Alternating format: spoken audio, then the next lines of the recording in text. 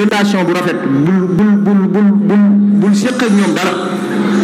ñi nga xam ne dañ ne la du fi amee innama yanhaakum allahu an allasina qaataluukum fi ddin wa axrajuukum min diyaarikum ñi nga xam ne dañoo taxaw tem na lu fi amee xatal la ñooñu moom du mën a digal mukk ngay baax ak ñoom du mën a digal mukk it ngay am ak ñoom diggante bu rafet ba fa aaya ba jeex kon yii ay leeral la yoo xam ne yonent bi di wuuteek nit ci wàllu diine ba noppi di wuuteek ñoom ci yeneen ba noppi di wëlbatikuwaat di baax ci ñoom loolu yàlla moom moo ko digal bu ñu indee ay namaasij yu bëree bëri ci ay wuute yu am ca marxala makkiya ak namaasij yu bëree bëri yu am ca marxala madaniya buñ digloo laytaay bi danañ xam ne lu normal la